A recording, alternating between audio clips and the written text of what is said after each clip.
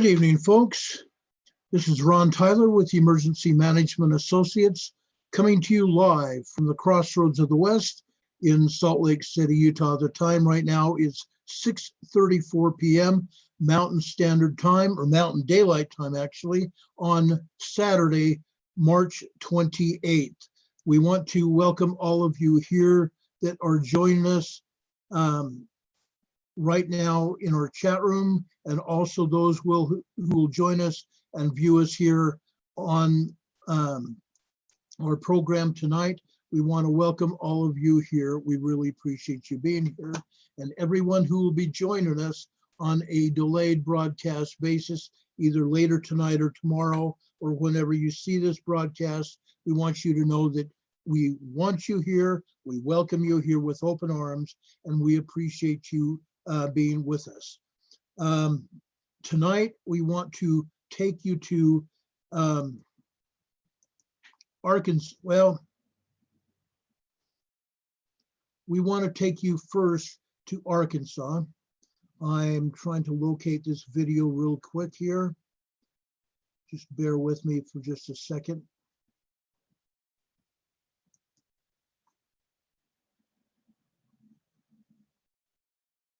We've had a tornado that hit Jonesboro, Arkansas today, and several other tornadoes and moving winds have hit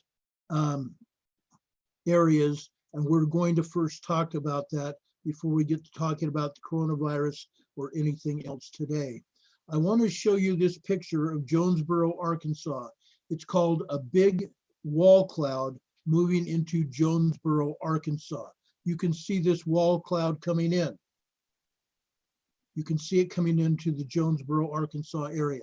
Now, for people that aren't familiar with Arkansas, Jonesboro is up in the northern stretches of the state of Arkansas. Okay, I'm going to move quickly up here. I want to show you the tornado. Okay, this is a tornado as it came into Jonesboro, Arkansas today. Look at that huge twisting wind. You can see it on the ground as it's moving.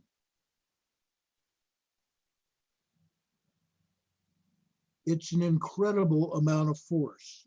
Now, I'm going to show you some other video here that is going to literally blow your mind. Here's another picture of a tornado that hit the mall in Jonesboro, Arkansas.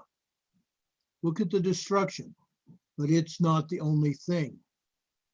It's not the only thing here. I'm going to show you something else that's going to probably blow your minds. Okay? Look at this.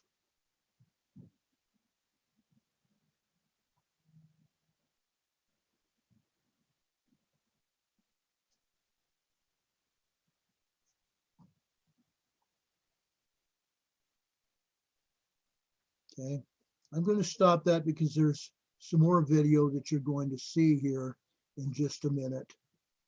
As soon as I can find it. I had it geared up here.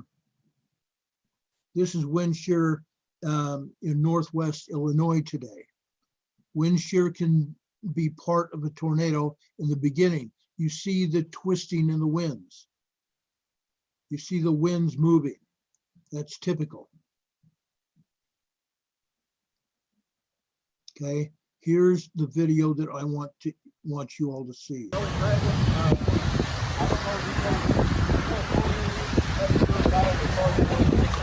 And you guys, this is Caraway. This is in the middle of the city of Jonesboro. This is a couple of small shops here. More to my right is Gateway Tire. And Gateway Tire was pretty big, but as you can see, a lot of damage. The lights are missing. Look at this bug here. Got a lot of damage. This was a Cleaners. Completely gone. Well, not completely gone, but it's completely damaged. Look at this bug here. Look this car. Working on finding out if we have any injuries. I'm working on it right now.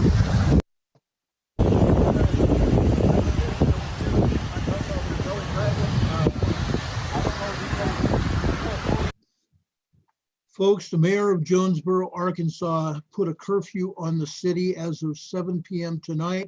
No one is supposed to be out in the city of Jonesboro, Arkansas at all. Okay, you can see massive destruction throughout the city. It is really, really bad. Other areas have also been hit. We understand Missouri is under a tornado watch, Illinois, Indiana, and even Ohio today. That whole area, even Tennessee Valley. So if you are in any of those areas, please take watch on what is going on around you. Please turn on your radios and your TVs to a news station. Stay off the movie channels, go over to a news station. You're going to have to be satisfied with that tonight. You need to be advised this rough weather can be very dangerous. You need to be aware of it. This could cost you your life or the life of your family. If you are under a tornado warning, that means take cover now. If you don't have a tornado cellar, go to the center of your home, away from any rooms with glass in them. Go to a hallway. You can pull a heavy blanket or a comforter or even a mattress over you and stay huddled underneath that until the emergency is over. That will help prepare you to suffer any damage to your home. Please don't take chances with these storms. It is too dangerous, folks. It is way too dangerous to be messing around with these storms. It's not worth it. It's not worth it. Okay? There is a ton of damage in Jonesboro, Arkansas. When I was in Arkansas in Little Rock, when we were doing the disaster drill, I spoke with the emergency manager in Jonesboro. Okay, I know what happens over there. They were very explicit in talking with me about the earthquakes and everything else that happens over there. I want to show you one more video of the tornado coming into Jonesboro, Arkansas. Stand by for just a second here. Okay, this is a tornado. This video is going to last you about a minute and 25 seconds. Oh my God, look at the debris! Holy shit! Oh!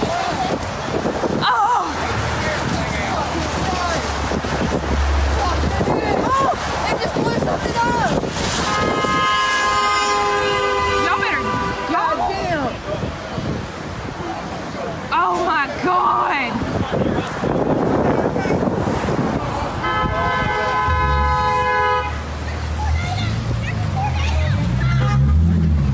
Holy shit! Letty! Someone stop her! Does anyone know her number? It looks like it's coming this way. Oh my God.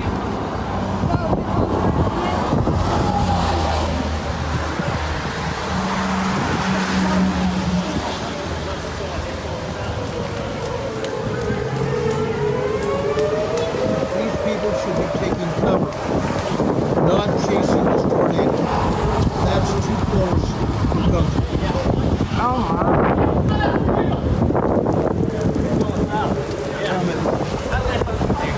That tornado can shift directions in a heartbeat.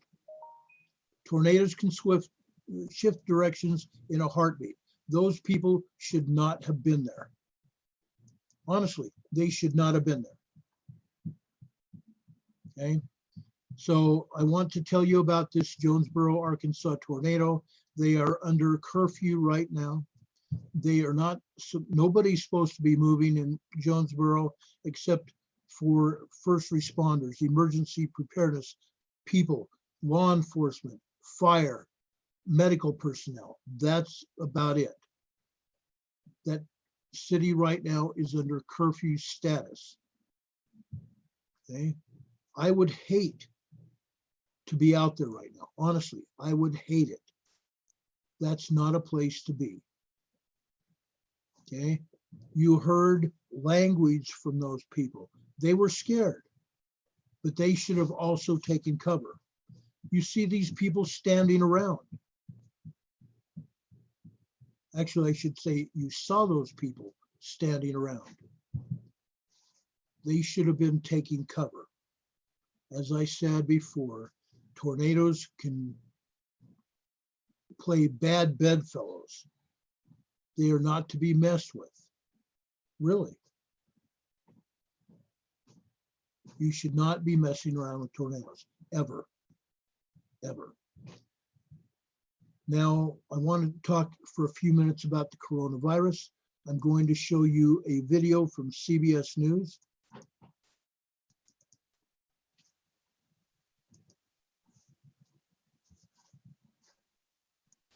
California, the nation's most populous state, and tonight, leaders there preparing for what they believe will be several hard weeks ahead. Here's Danya Backus. Cities across California are preparing for a worst-case scenario. In Los Angeles, coronavirus cases have surged. The mayor now warning the city of Angels could face a New York-level crisis. Friday, the Naval Hospital ship Mercy arrived with 1,000 beds to ease the load off area hospitals treating patients with the virus. This will be a COVID-19 free bubble. Every bed not taken in Los Angeles by the great work of the men and women here will mean one more bed for the surge that the governor spoke about. The stay-at-home order affects more than 39 million residents. Popular parks and beaches are now closed. San Francisco's Bay Bridge empty. Iconic Disneyland is a ghost town, and Disney says its parks in Anaheim and Orlando will now remain closed indefinitely. And in the midst of uncertainty, a show of humanity. I love you. A drive-by birthday party for this Arizona 18-year-old. That's so nice. And a Seattle nurse brought to tears as people cheered for health workers. With 800 Navy medical staffers, the USNS Mercy is ready to receive patients today. The city of Los Angeles is now partnering with UPS to help pick up at-home COVID-19 testing kits. Okay. I wanted to show you that. Things are very serious around the United States. California is one of 11, or actually now 12 states that has gone under curfew.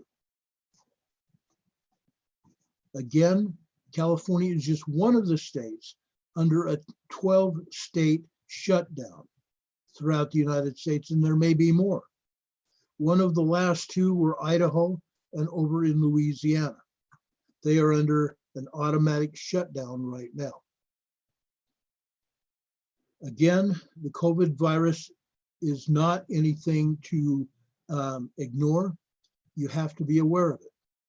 As I stated in yesterday's program, I don't believe that the COVID virus is necessarily any more dangerous than the H1N1 virus that hit in the mid-2000s, about 2000, actually about 2007 or 8, when we were first planning for the H1N1 and the bird flu.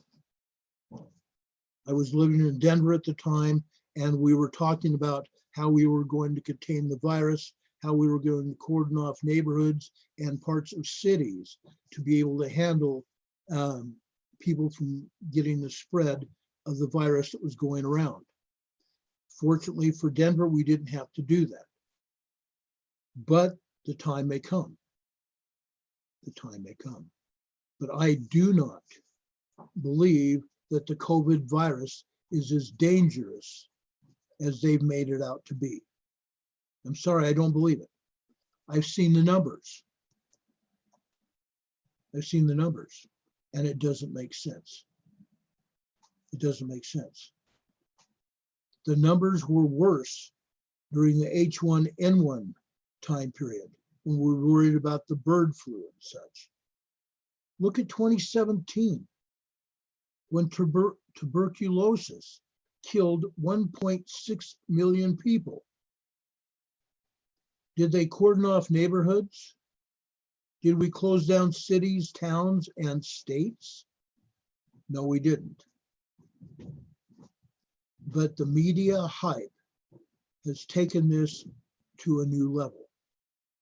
Now, I agree that they've had huge surge in coronavirus patients in California and a surge in coronavirus patients in New York. I completely understand that. Now, when you have cities like New York and Los Angeles and San Francisco, where you literally have people upon people on top of each other in close quarters, yes, that's when you need to start thinning out, putting distance between people, personal distance between people. They call it social distancing. I'm going to call it personal distancing. But we need to be wary of what society is doing to us. We need to be wary of what society is doing to us. I'm all for saving people's lives, and you know that. That's our primary job here. That's why we're on the air. That's why we've done what we've done throughout my life, my career, is saving people's lives. That's job one. But I do not believe what is going on today, what's been going on for months. It blows my mind. Okay. I am quite disappointed in what our news media has done. I've been disappointed in the news media for a long time, but now it's gone to a greater extent. I am more blown away than anything because they didn't have to do it. They honestly did not have to do it. Now,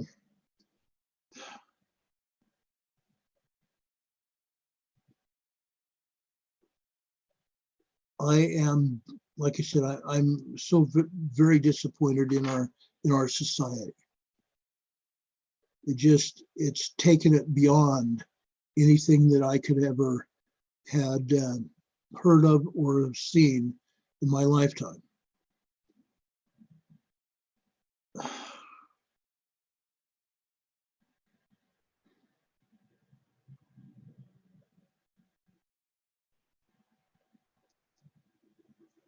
We need to take charge of our lives. We need to do those things that are going to help us and help our families. And if that means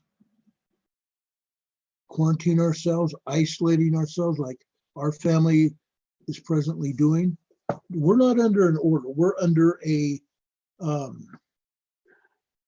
advisory from the state, from Governor Herbert here in Utah. They have not made it an order. However, the local Department of Health may make it an order at some point in time. The governor has pretty much left it up to various cities and counties to make that decision whether they're going to quarantine certain areas. It can still happen here in Salt Lake City. Right now, the governor, as of yesterday, and I read the advisory to you, the directive, as he put it, for 2 weeks to social distance ourselves to isolate ourselves without having an order. And maybe that's the way to do it. However, I don't think it's necessary because we got through H1N1 without orders, without quarantine. And yes, there were some deaths. Yes, there were people that got sick. And the hospitals took care of them. But we can get through it. We can. Are you willing to do what it takes? I'm hoping that the president will lift the order by Easter. And he can. He can. I promise you, he can. I am just beside myself with what has happened in our country and throughout the world. One of the reasons that Italy is in the place that it is because of the lifestyle that the Italian people have made for themselves. There are a lot of people in Italy that smoke, and that's one of the hardships that has been imposed upon them with this virus, because their lungs are already hurting. Their lungs are already damaged. And this virus coming in doesn't help. That's why that they have suffered like they have. That's why they suffered like they have. Now, I'm going to run some numbers here for you in just a minute.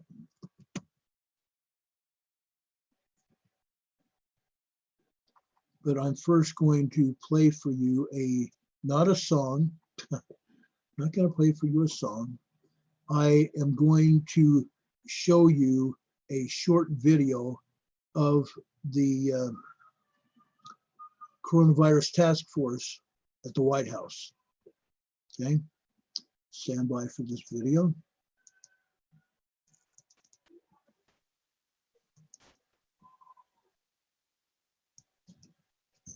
And then finally, the situation about ventilators. We were reassured and meeting with our colleagues in New York that there are still ICU beds remaining, and there's still significant over 1,000 or 2,000 ventilators that have not been utilized yet. Please, for the reassurance of people around the world, to wake up this morning and look at people talking about creating DNR situations, do not resuscitate situations for patients. There is no situation in the United States right now that warrants that kind of discussion. You can be thinking about it in a hospital. Certainly many hospitals talk about this on a daily basis. But to say that to the American people, to make the implication that when they need a hospital bed, it's not going to be there, or when they need that ventilator, it's not going to be there. We don't have an evidence of that right now. And it's our job collectively to assure the American people that it's our collective job to make sure that doesn't happen. Right now, you can see these cases are concentrated in highly urban areas. There are other parts of the states that have lots of ventilators, and other parts of New York State that don't have any infections right now. So we can be creative, we can meet the need by being responsive. But there's no model right now, no reality on the ground where we can see that 60 to 70% of Americans are going to get infected in the next 8 to 12 weeks. I just want to be clear about that. So we're adapting to the reality on the ground. We're looking at the models of how they can inform, but we also are learning very clearly from South Korea and from Italy and from Spain.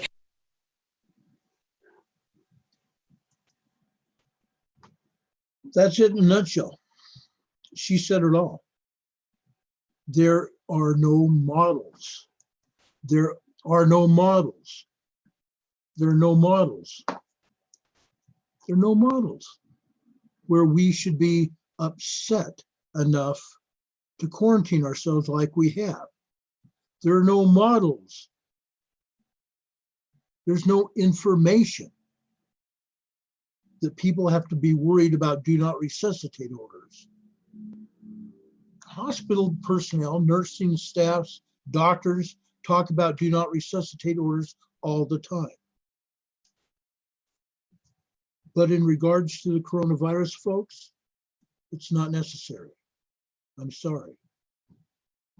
Only in some of the worst cases should we even be concerned about it. I am tired of the media hype. I am upset by it. There's no reason for it. Okay. Now I'm going to give you some numbers. This is where we're at. Right now, in the world, around this planet, around the planet, we've had 662,967 coronavirus cases. 662,967 cases. And that's probably 663 by right now. Okay. These numbers were approximately several hours ago. We've had a total of 30,851 deaths from the coronavirus. How many deaths did we have from TB in 2017, just 3 short years ago? 1.6 million. 1.6 million. And yet we did no quarantining. None. We had a yo-yo that knew he had TB, got on a plane and flew to Denver. As soon as they caught him in Denver, they put him in a hospital. And then they watched the people that had flown in the plane that were around him. And they watched them for a period of about a month. But we were not quarantining people like it's happening now. It's all hype, folks. It's all hype. Quarantining ourselves might be a good thing. It might help us prevent us from getting the virus. It might help us. But I'm telling you, it's really not necessary. I just don't believe it's necessary. The hype doesn't fit the model that we have. And Dr. Birx said it. You heard her. Most people are recovering from the coronavirus by themselves. A total of 141,953 people have recovered. 141,953 people have recovered from the virus. We have 490,163 active cases. We have 25,412 cases that are serious or critical. Again, this is around the world. We have 464,751 with mild cases. Look at the numbers. 464,751 people that have mild cases of the coronavirus. Only a bit over 25,000 are serious. Do you see my point? The numbers don't add up. We've now had 30,851 deaths. At the beginning of this week throughout the world, we had just over 20,000. Now we have almost 31,000 deaths throughout the world. Okay. In the United States alone, we have 123,428 cases, confirmed cases of the coronavirus, 123,000 plus. We've had 19,302 cases that are new cases since yesterday. Why the huge jump? Because we have testing kits that are available. That's why the huge jump. But like I said a few minutes ago, most of the people that have the coronavirus usually recover on their own. Some with their doctor's help, but they recover on their own. Here in the United States now, we've had 2,211 deaths. 2,211 deaths here in the United States. That's 515 more than we had yesterday. Total recovered people, total people recovered, 3,231. Total active cases in the United States, as I said, we had 123,428 of total cases. Active cases, we have 117,986, almost 118,000 active cases. Serious or critical in the United States, 2,666 serious or critical. That says a lot.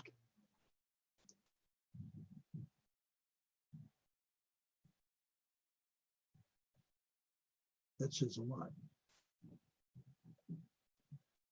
In California, California has 5,548, or excuse me, 5,549 total cases, 758 new cases since yesterday. Again, why? Because people are now being tested. We have more test kits available. California's had 119 deaths. But look at the population. 119 deaths, 25 more than yesterday.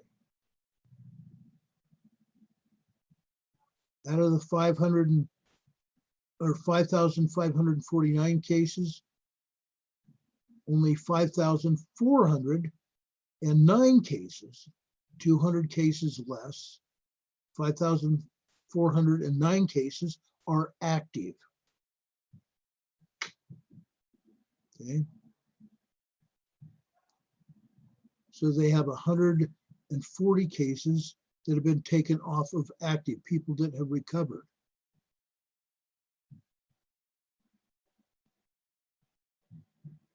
Let's look at my own state. Let's go to the state of Utah. We've had 602 cases, total cases. 122 new active cases. 122 new active cases. As of yesterday, we had 2 deaths. We lost a woman under 60 years old who had extenuating health circumstances. Again, people that have extenuating health circumstances are people that are at most risk.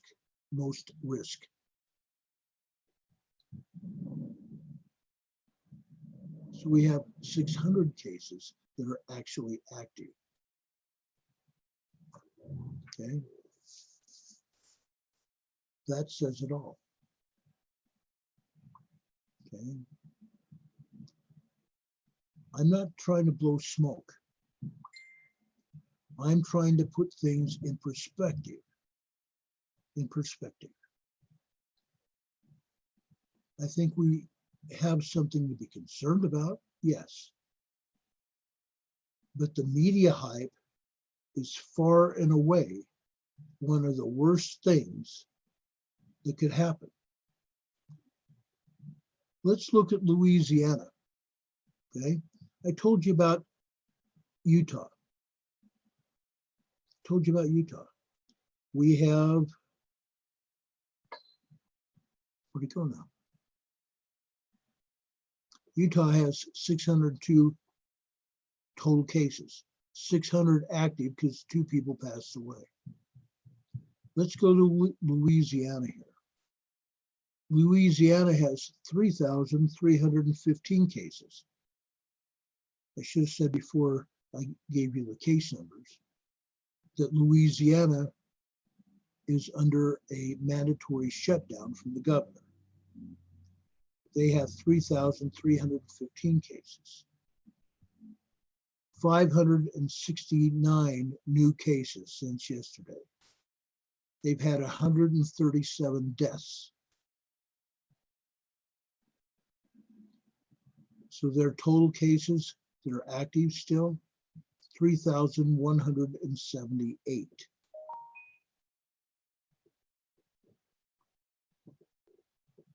Yeah.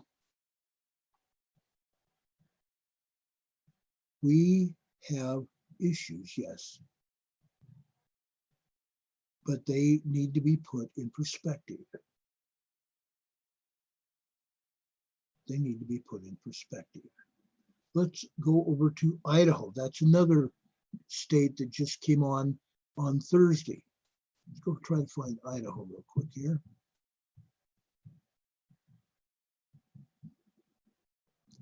Idaho came under mandatory shutdown on Thursday night into Friday morning. Idaho has 261 cases, less than Utah.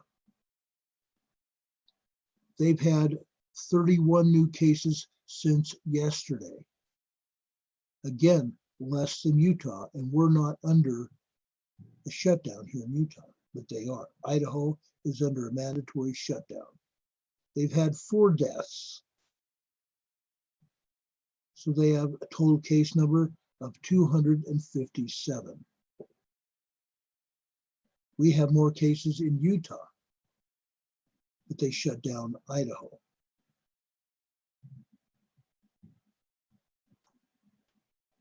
Let me go try to find Ohio. They're also shut down. Ohio has 1,406 new cases, total cases, 1,406 new cases, or excuse me, 1,406 total cases. 269 are brand new. They've had 25 deaths in Ohio. That's 6 more deaths than they had yesterday.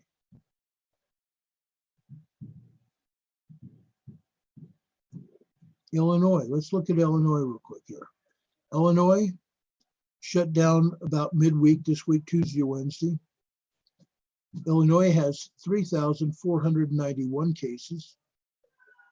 465 of those are new cases.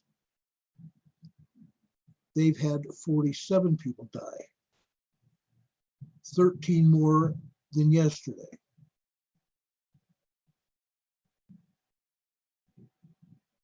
They have a total active case number of 3,442.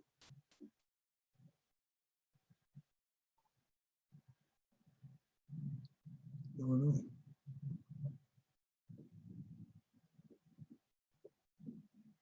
And we all know in New York, they've had 53,393 cases and 7,131 new cases as of today, new cases than yesterday. They've had 883 deaths, 277 since yesterday, and they're shut down. California has shut itself down, but they only have 5,549 cases, 758 more than yesterday, with a total deaths of 119, and they're shut down. They have 25 more deaths than they did yesterday, for a total of 5,409 active cases, and they're shut down. Millions of people Millions of people can't work because of the shutdowns.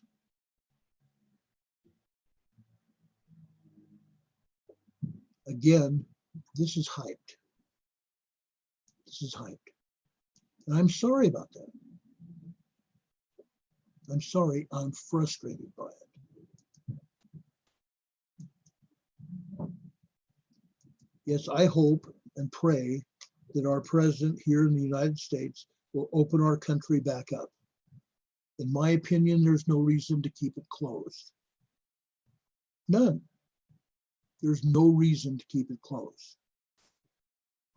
During H1N1, we had more deaths than we're seeing now.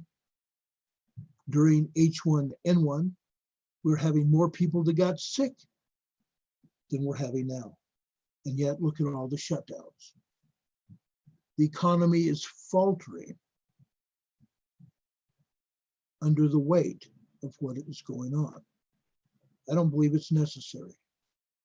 Sorry, the numbers don't tell me the story.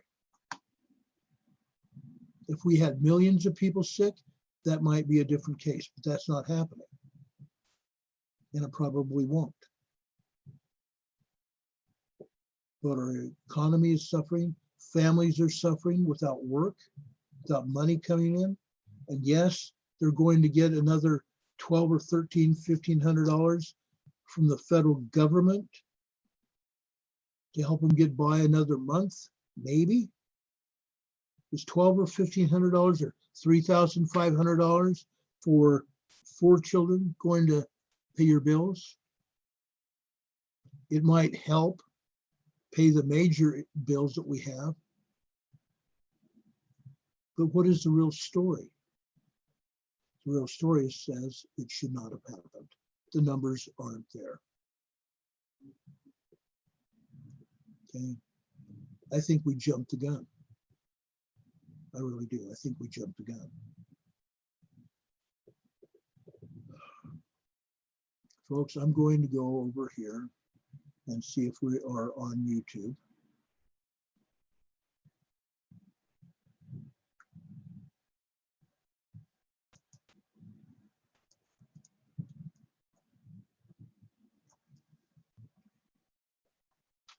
I hope we're on YouTube.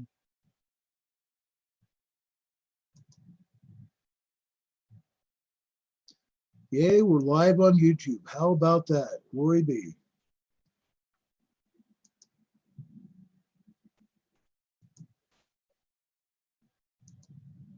Okay. Want to welcome everybody here. TLO, thank you for being here. Cosmic Dust Gal, welcome. Thank you, thank you, thank you. Yes, TLO, not for months.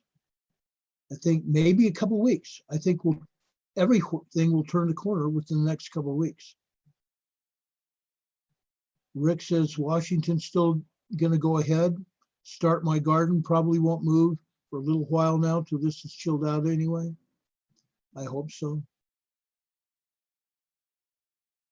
Wandering American says those working the front lines should get hazard duty pay. Oh yes.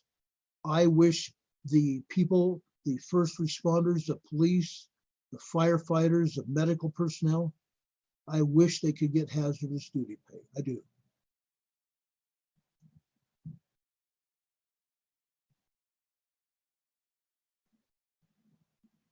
Lisa, I hope you guys don't mind me sharing this to everyone. Lisa K says, my sister called mortgage, electrical, gas, and credit cards. All will give a break, but all want to be paid in full in 2 months. That does not help a person without a job. You're right, it doesn't.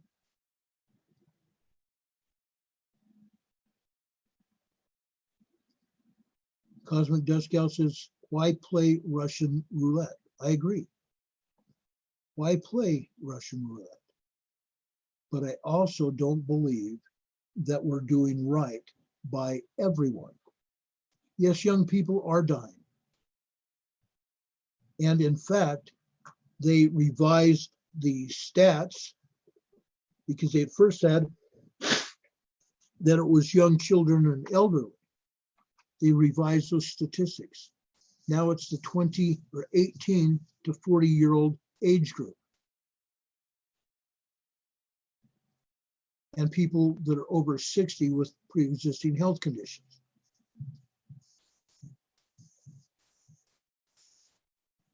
Access Through Christ says, why all the military, Ron? What's really going on? I'll tell you what's going on. These governors have the authority that the state gives them, that your states give them, to bring in the military to help with medical care and with your own first responders. Now, the military does not have authority to arrest anyone. There's a law called Posse Comitatus that does not give the military authority to do anything but maybe detain someone. They cannot arrest anyone. The only people they can arrest are other military members. That's all. The military can help patrol the streets in the event that a governor has called for a complete shutdown in the state to make sure people are staying off the roads.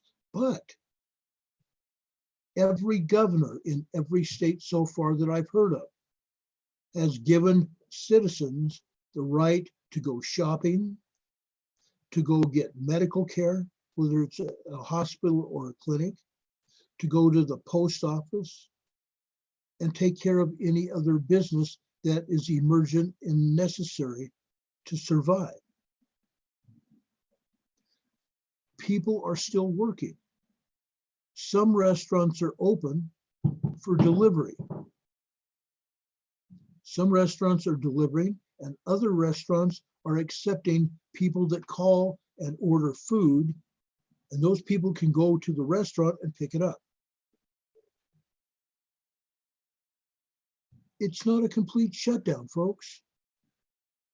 The only thing that's going on with the military and first responders is that they're here to help. Even in Los Angeles and San Francisco, the military and the police are being told not to arrest anyone unless it's absolutely necessary, meaning they put up some kind of stink and cause problems, assault the officers, spit on the officers, which in this case, folks, that's considered a possible use of deadly force against an officer. And for that, any of you that do that to a cop or a military member, you're going to go to jail. And if you're not proven that you have coronavirus, and you will be tested, I'm sure, but if you're not found to be with coronavirus, attempted assault with a deadly weapon. Attempted, because you weren't deadly, but you could have been. You could have been. Yes, Tillo, I am healthy. I am blowing my nose a little bit, only because it's cold in my office. My family keeps shutting off the heat in our house. And so you'll see me blow my nose a little bit, but that's because it's cold down here. And yes, I've got allergy pills that I'm taking because I have allergies. But I'm not coughing. I'm clearing my throat sometimes, but I'm in pretty good health right now. But I'm also under doctor's orders to stay inside for a couple weeks. And now I've been inside 1 week. I've got at least 1 more week to go, and I may stay in for longer than that. I don't know yet. If our governor or our health department says we have to stay for 2 weeks or whatever their rules are going to be. And yes, the Salt Lake County Health Department is considering issuing an order, which would be as valid as any governor's order, but it's only on a county level. And that's still a possibility, could happen. In that case, we're stuck.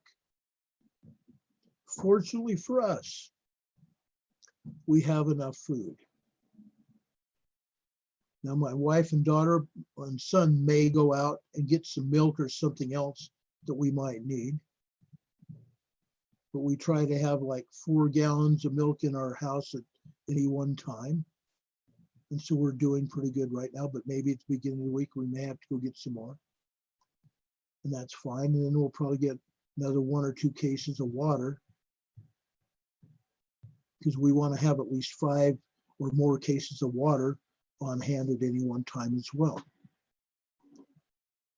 But that's up for each of us. We've got the food. We've got the food. Cosmic Girl, yes, I think they're getting us ready for something bigger.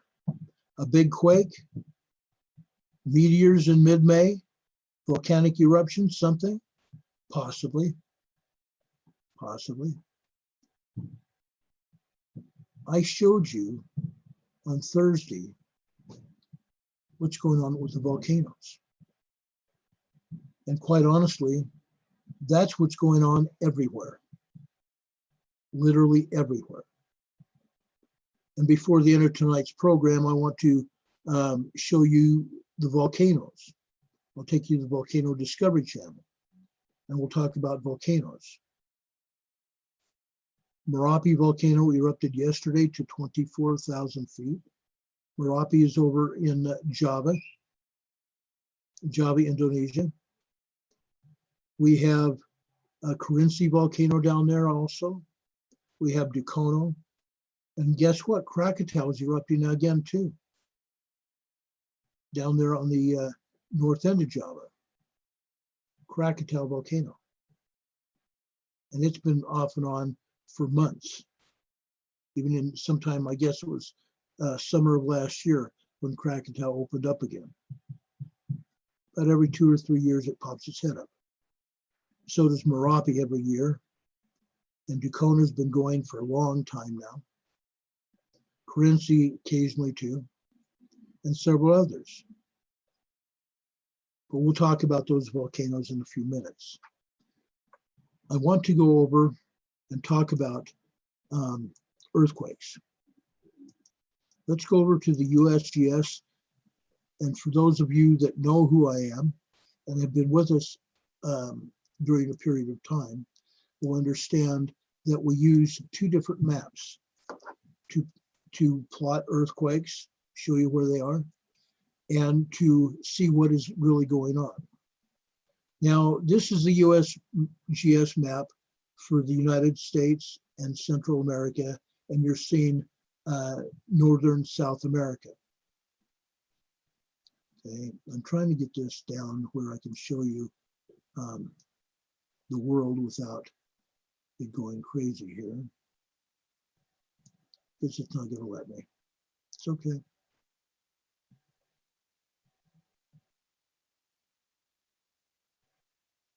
Okay.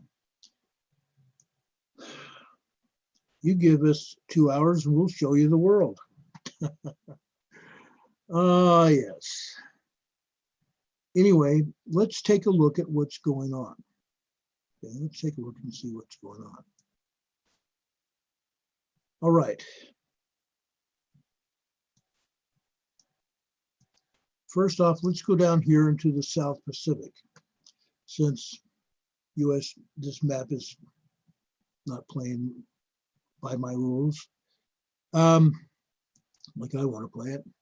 Over here in Tonga today, early this morning, we had a 4.7 moderate earthquake today. This is in the South Pacific, okay? All earthquakes, no matter where they are today, originated here in the South Pacific, okay? Also this morning, we had some activity down here in Vanuatu, in the Pacific Islands of Vanuatu. Fiji is over here where you see my cursor.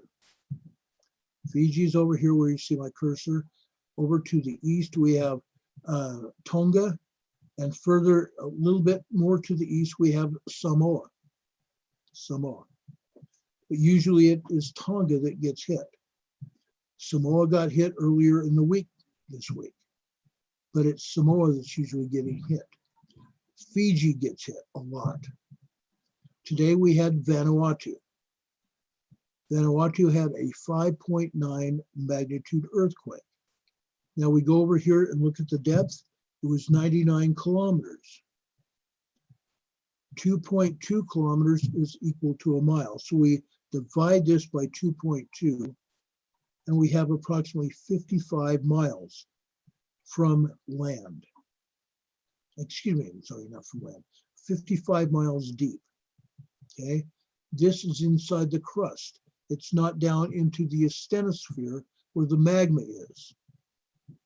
This earthquake hit 15 kilometers southwest of Port Vila, Vanuatu. 15 kilometers is about 10 miles, 8 to 10 miles. There was some damage, and I'm sure there were injuries from this 5.9 magnitude earthquake. Now, just for kicks and giggles, let's go over to the back seismologist study page and find out more of what happened here.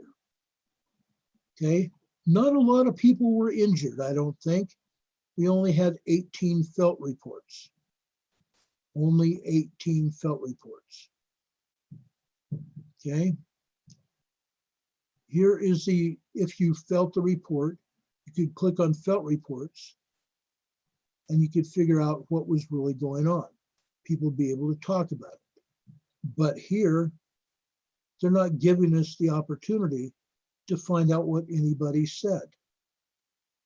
We're going to have to go over to the EMSC in a few minutes and find out what people said about this earthquake. But first, let's find out some more about this earthquake. Okay, now we're getting back into the study page. They have it as a 5.9 magnitude earthquake. Let's click on magnitudes. Okay, right here they have a 5.9 earthquake listed. 15 stations reporting. But they're not allowing us to see station details. That bothers me, because this was not a 5.8. But see this 5.8? They're not letting us see those details either. But it wasn't a 5.8. They're saying 30 stations said it was a 5.8. I have issues with that. Here, they have 5.1 indicated. But this was not a 5.1 earthquake. But they have 193 stations alleged reporting a 5.1, but it wasn't a 5.1. Let's go and take a look at this, okay? I just clicked on station details. Magnitudes are over here on the right side of this chart. Over here, it says which station reported what, okay? This earthquake, or these stations are only going to report a 5.1 earthquake, and that's not what it is. So they're hiding earthquakes. They're hiding the truth. They're hiding the evidence that says it was a 5.8. Look, there's a 5.7, 5.2, 5.24. There's a lot of 5.3s, 5.01s, even some 4s. Okay. It looks to me, even though there's quite a few 4s here, it looks to me that this was more than a 5.1. 5.06, 5.68, 5.34, 5.75, 5.09. Okay, that's close to 5.1. 5.44, 5.34. You see what I'm doing? I'm going through here and scanning what the magnitudes were at these various stations. There's a 6.25. And usually, typically, you'll go through here and you pull the highest and the lowest magnitude readings. Then you add up all of the rest and divide by the total number of sensors that reported the earthquake, subtracting 2, the highest and lowest. And that will give you an average earthquake. That will give you an average magnitude rating for the earthquake. I can already tell that there's well over 50 stations reporting. There's a lot more than 50 stations reporting. So again, they're not being honest with us. Okay, they're saying, I'm sorry, with this earthquake, there was 193.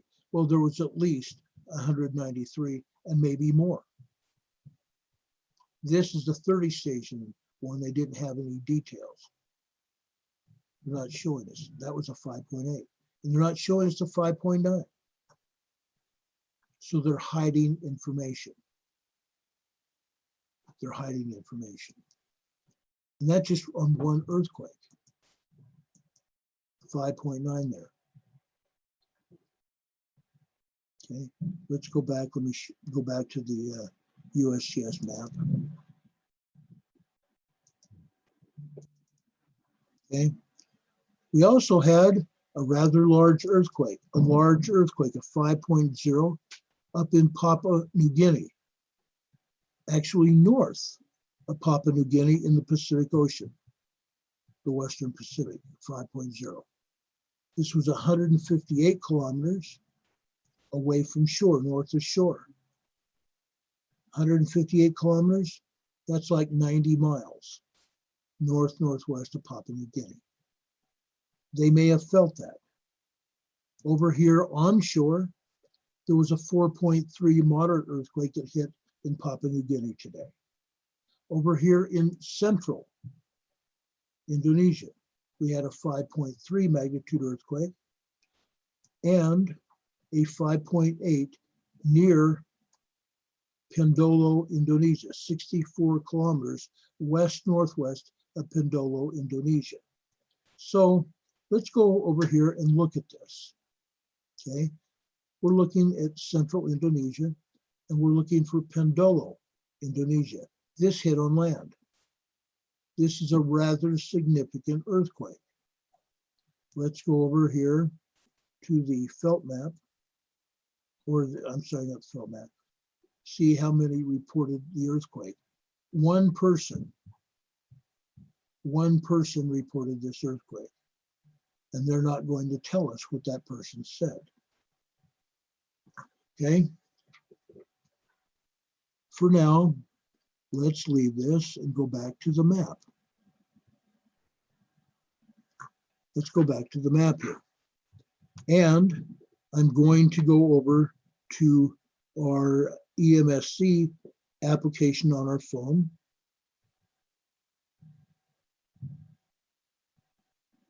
And I'm going to go and find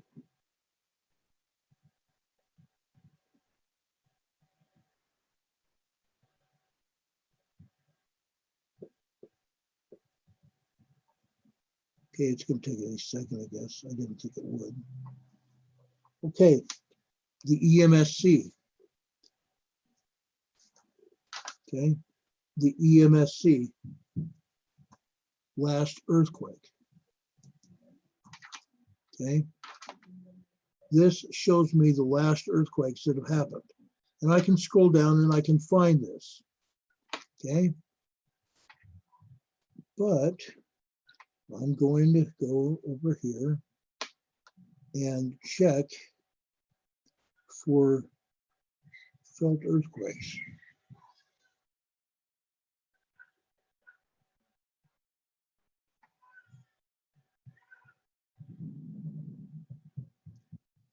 Okay, this one in Vanuatu.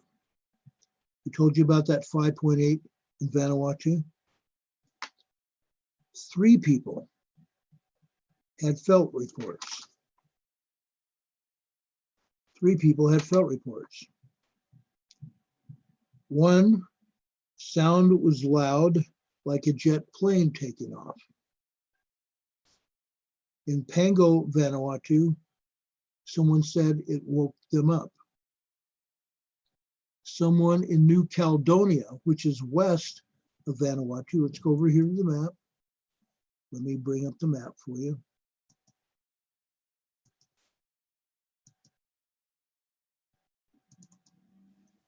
New Caledonia, this is Vanuatu we're talking about. New Caledonia is over here near the Solomon Islands, just east of the Solomon Islands. New Caledonia is right here where you see my cursor. New Caledonia, and I don't read Indonesian, but they said something else.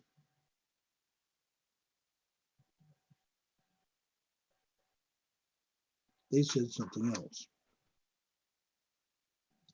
This earthquake happened 3 hours and 14 minutes ago, Vanuatu. Let's go over to this one in Indonesia. It's 5.8 in Indonesia.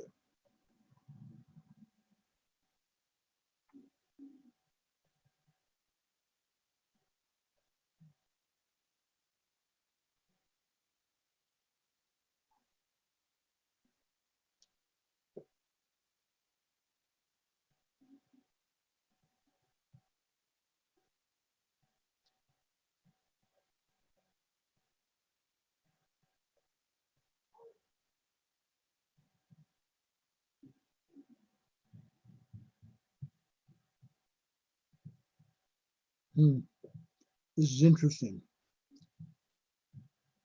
EMSC, which is the European agency, doesn't even have it listed. Let me check something else here.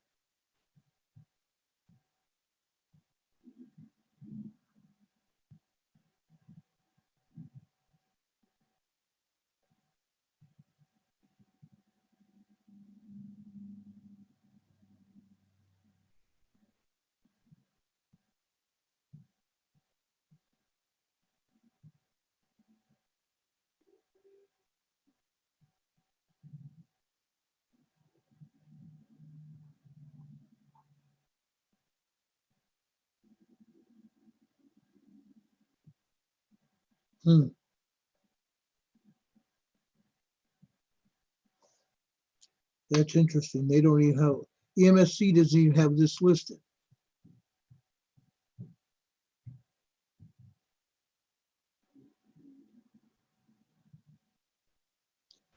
If this is the case, this would be a first that EMSC didn't have. They're showing a 5.4 yesterday in Iran, but they're not showing it. They're not showing this 5.8 earthquake that happened today. That's very interesting. Let's go over to my other one with the EMSC map.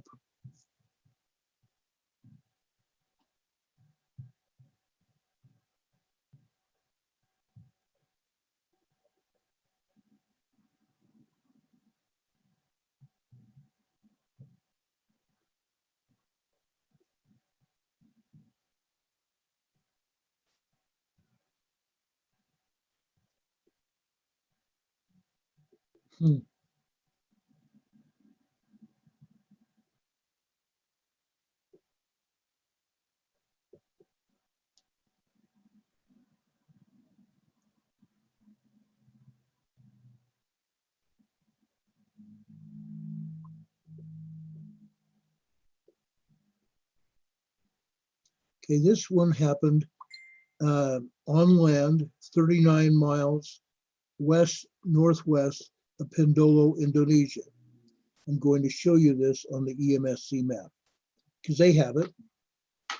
Okay, let me go here and stop sharing here on USGS. This happened on land, okay, near Pendolo, Indonesia. Let me reduce this. There were a bunch of other earthquakes here.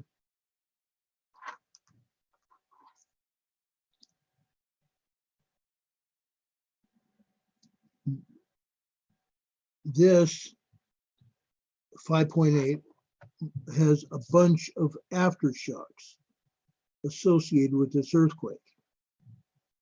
A bunch of aftershocks. Let's go over here.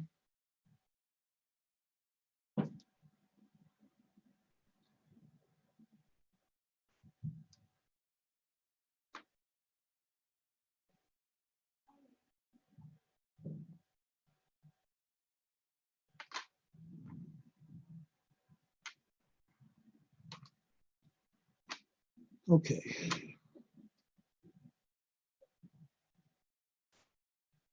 I'm just trying to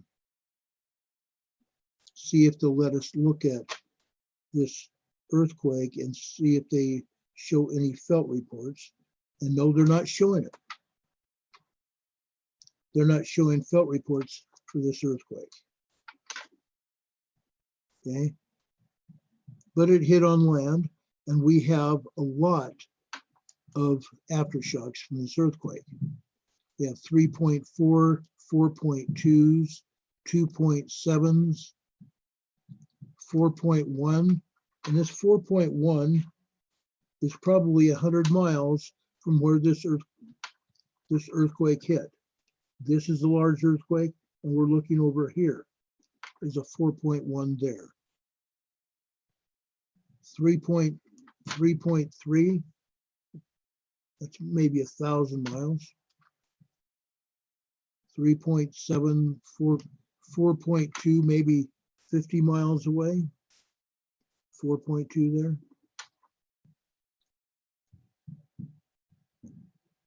2.6, probably 1,000, 1,500 miles away. But that hit land, and I'm sure that there were some felt reports, but because of where it is, that nobody had issued a felt report or had the ability to issue a felt report. We even have a 2.9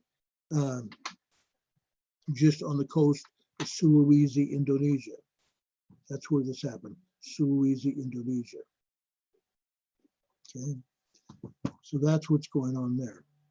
I'm going to take you back to the USGS map because we're going to look at large earthquakes here. Okay. Yes, we've had some large earthquakes and we've had some, moderate earthquakes. USGS is reporting a 4.3 moderate earthquake near Atka, Alaska, 56 kilometers north of Atka, Alaska. Now, Atka is a volcanic island up here in the Aleutian Island chain. As you can see, it was out in the ocean of the Baltic up here.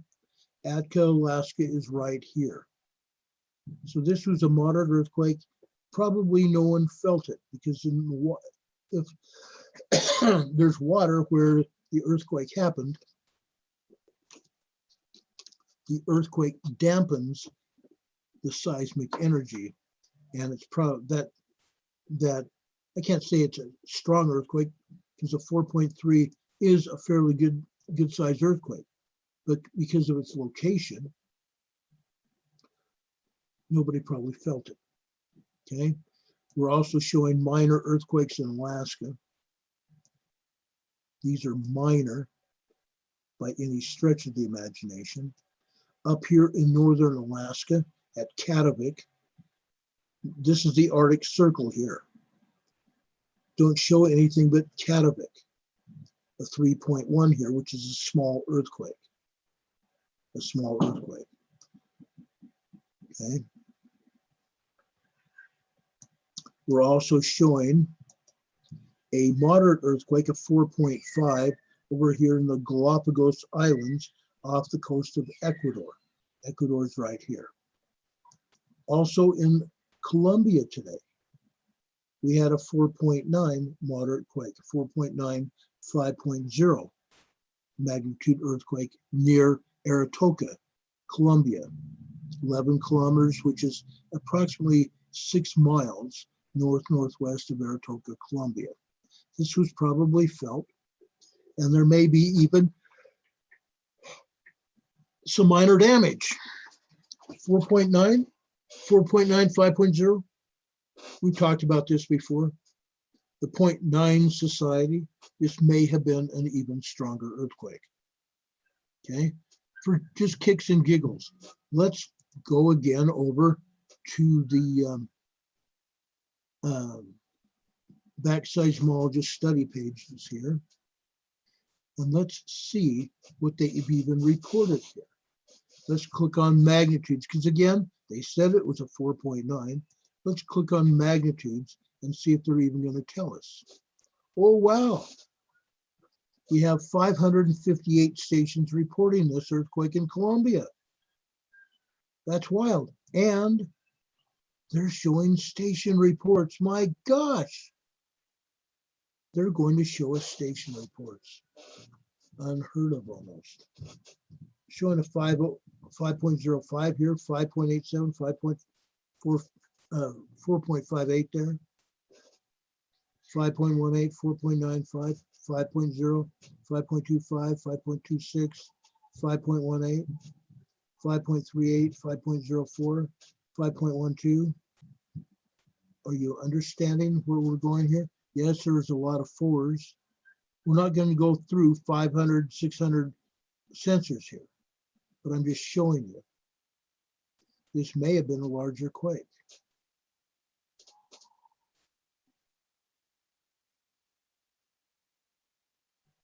Yeah, this may have even been a larger quake. Go figure. How many stations did they say were reporting? 558. That's a lot of stations. That's more stations than what earthquake reports that we get here in the United States. And yet that was in Colombia. Interesting, huh? That was here in Colombia. Okay, let's go for a minute over to the Middle East. Afghanistan had a 4.4. 4.4 in Afghanistan. I'll be darned. But they've had a lot more than that. They've got a lot more than that.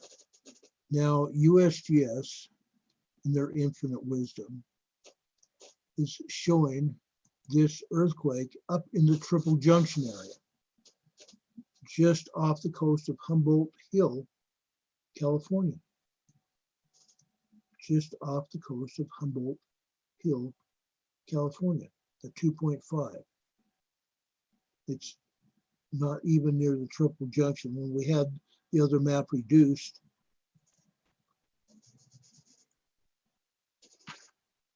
it would look like it was right here in the Triple Junction, which it was not, but it's off the coast of California here. Okay. We're also showing only one earthquake around Salt Lake City. Really? I'll show you in a minute. We're showing one earthquake over here in Oklahoma, the 3.0 earthquake there. And whoa, we just had an earthquake in Mentone, Texas. This is an aftershock of that 5.0 magnitude earthquake that was here the other day. A 3.6 magnitude earthquake just hit 35 kilometers, approximately, I want to say 20 miles from Mentone, Texas, 20 miles west of Mentone, Texas. Interesting. And right before we went on the air, let's go over here and look at Puerto Rico. Now, they're not showing anything here in the Dominican Republic. Heaven knows. This is the USGS. They don't show us earthquakes, do they? This one here happened a few hours ago. The 3.6, they said it was in the Mona Passage. This body of water here is called the Mona Passage. They said it was in the Mona Passage. I saw it come out. The 3.6.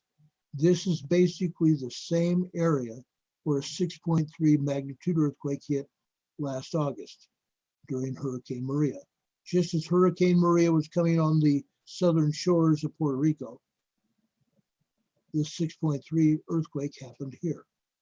Today, we're still seeing 3.6 activity months later. Down here in southwestern Puerto Rico, we're still seeing massive amounts of aftershocks from an 8.0 and an 8.4 earthquake that ruptured the plate down here. A complete rupture of the plate down here off the coast of southwest Puerto Rico. And you can see the number of earthquakes that are still resulting from that those two large earthquakes down here. Okay, that's what's happening. That's what USGS would have us believe. I wonder what really happened, boss. I wonder what happened. Sheila says USGS is in Virginia. Last I heard, right? Explains it all right there. Well, Sheila, they have offices in every state. USGS has offices in every state, but they are told not to say anything. Those seismologists and scientists from USGS and even the what we call GM13s, which are large upper management pay grades, are told or telling them not to say anything, telling the scientists, the real people that do the work, not to say anything. Okay? Unreal.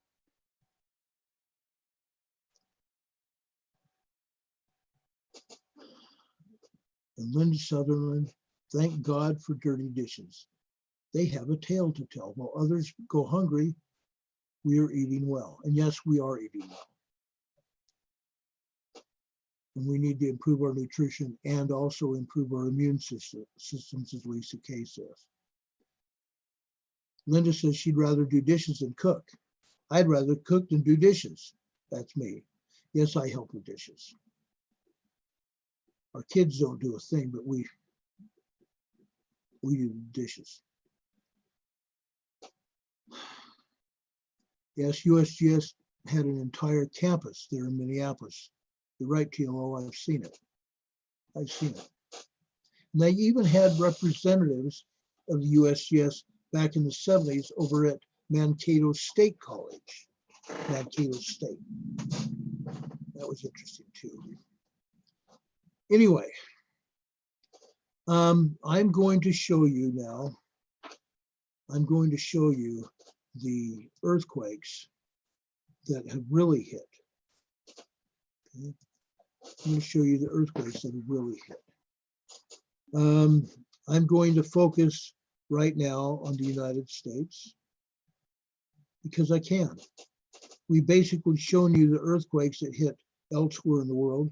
We've shown you the large earthquakes that hit over in Vanuatu, 2 in Indonesia, and we feel the need to tell you about the other earthquakes. Now we've had a rash of 5s all week long. We've had a rash and even a rash of 6s. We've had 2 or 3 6s in the past week or so. Okay, it's going to happen again. It's going to go up. We only had 2 upper 5s today. Interesting, huh? Let's go over to Chile and Argentina and quickly take a look there. Over in central Chile, Pomalu, Araucania, Chile, over near the coast of Argentina, we had a 3.9 today. 3.9.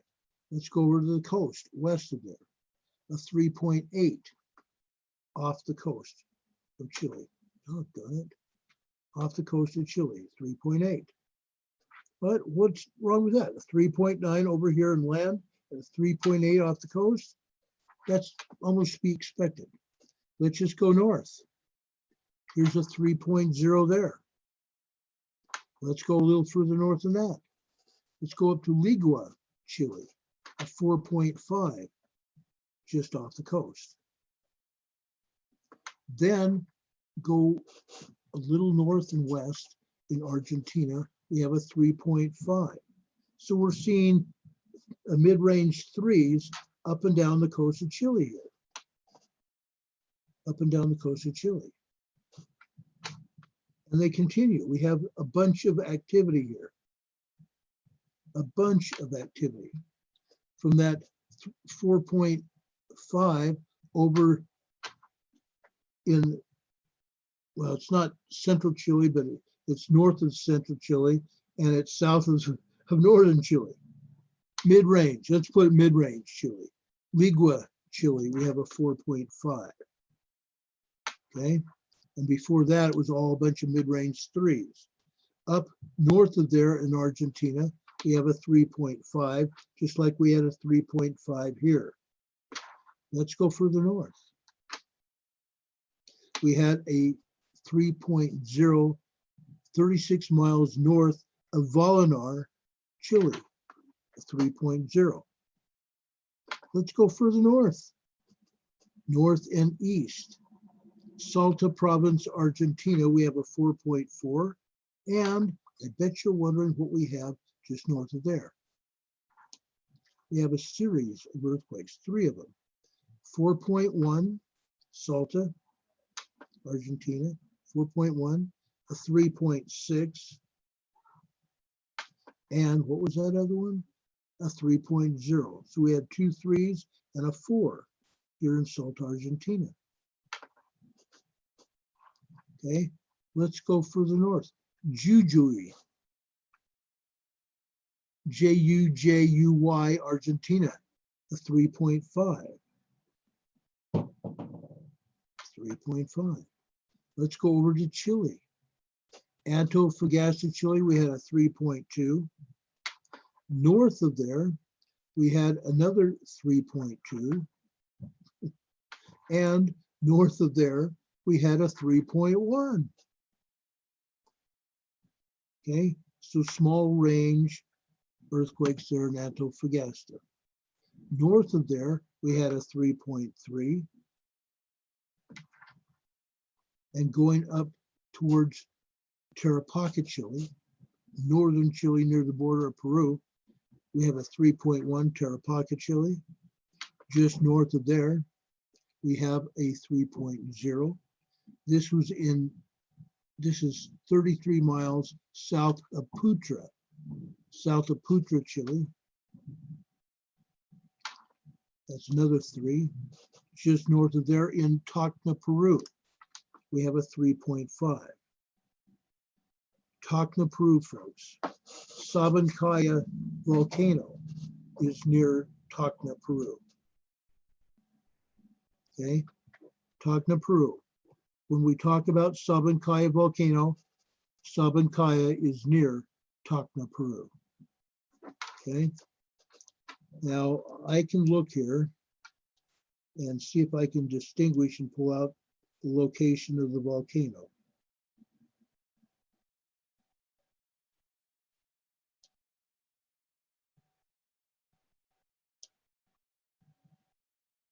I'm not sure if I'm going to be able to there.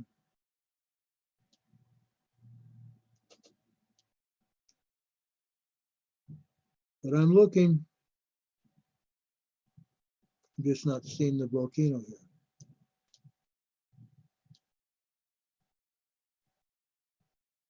I think I found it. There it is right there, that Sabancaya volcano. Now you can see some steam. At the time, the USGS or Google, wasn't USGS, it was Google Maps, photographed this via satellite. They were having a steam eruption at Sabancaya volcano. Now let me reduce this.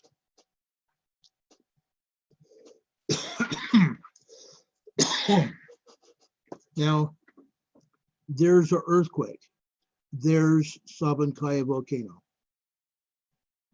Now you know. Now you know.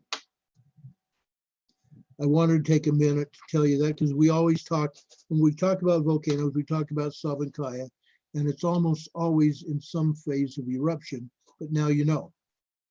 Now, months ago last year, we had an eruption of Sabancaya and Ubina volcano.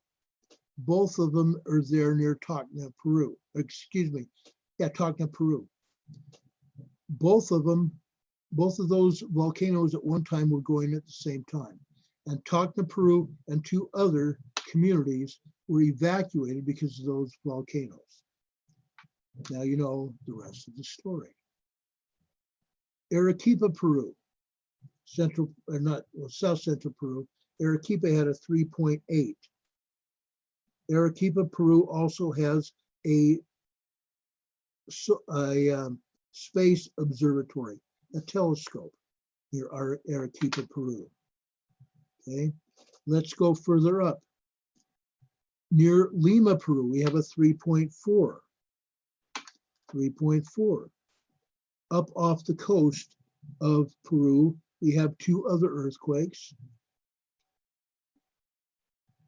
One is a 4.0 near Chimbote, off the coast of Peru, Chimbote, Peru. And north of there, we have another one off the coast.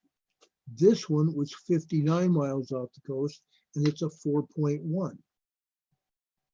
So we had 2 4s off the coast of northern Peru. Okay. Then we had those earthquakes. USGS said 1 earthquake. We had 3 earthquakes over here in Colombia. Here's a 3.2. Here's a 2.4. And a 4.9. Gosh, I hate it when you do that. Here's a 4.9, 5.0. Okay. USGS isn't reporting it. EMSC is 4.9 up there in Colombia.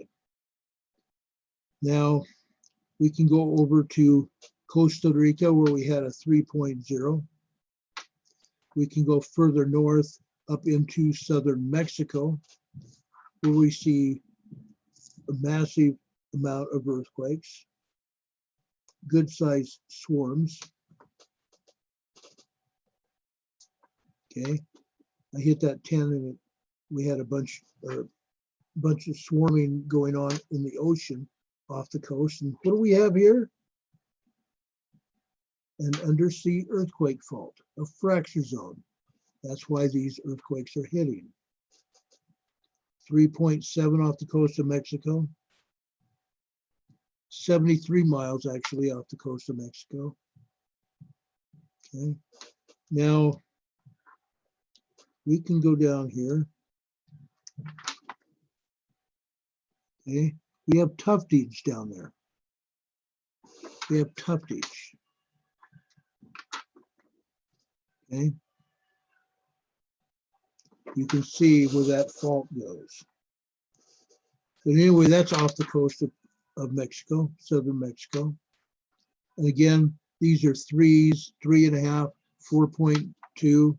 I should say 3.5, 3.5, 4.2 there. Okay. We see a lot of swarming going on here. We see a lot of swarming going on. And it wouldn't surprise me to see another 5.0 down here sometime in the next month, 3 to 4 weeks. Okay. We've got about a half hour left in the program.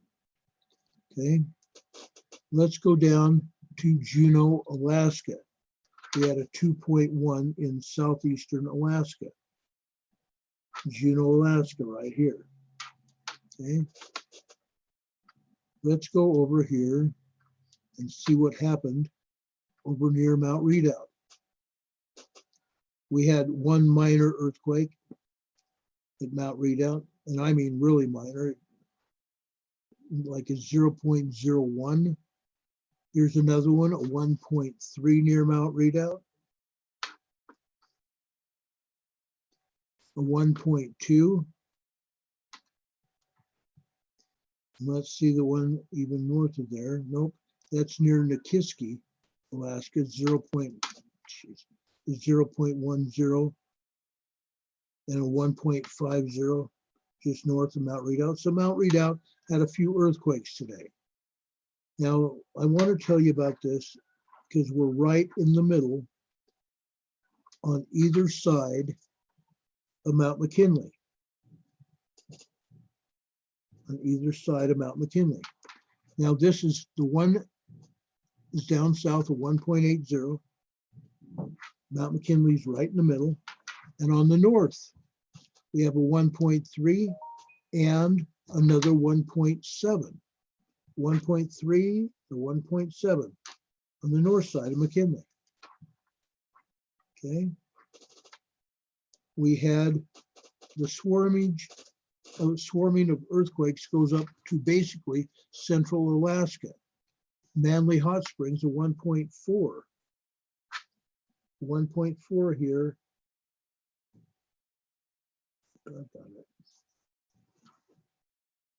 Here it is. Manly Hot Springs, a 1.4. And up at Katovik, we had that 3.1 we pointed out earlier. The 3.1 here at Katovik, the North Shore of Alaska, where they have oil and gas pumping operations going. Now you don't see any earthquakes except that one above the Arctic Circle. The Arctic Circle is right in here. The only one is up at Katovik. Okay.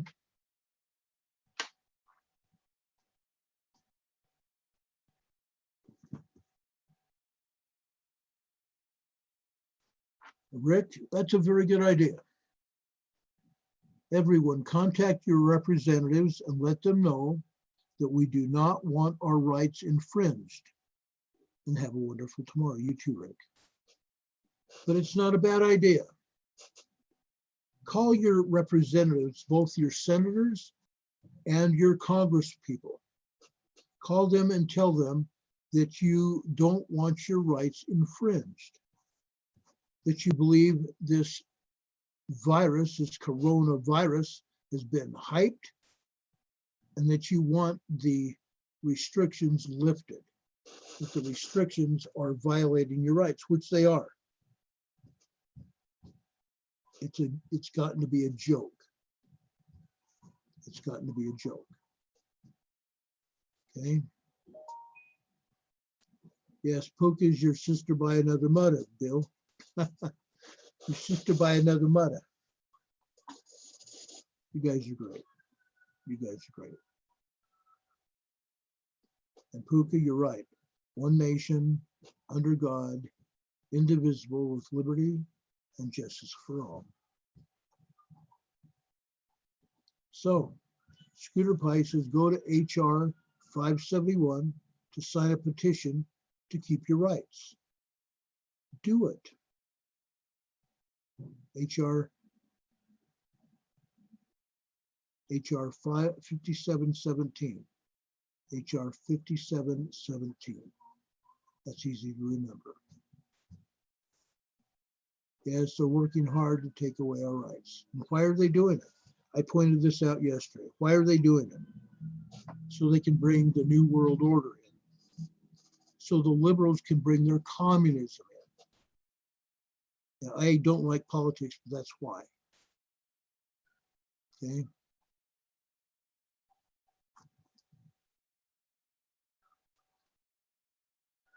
We need to sign that. We want our rights. And that would make us all felons, federal felons. I want to find out who signed or who made 5717. It's House Rule 5717. Let's find that out. I'll bet you it's a Democrat. I'll bet you it's a Democrat.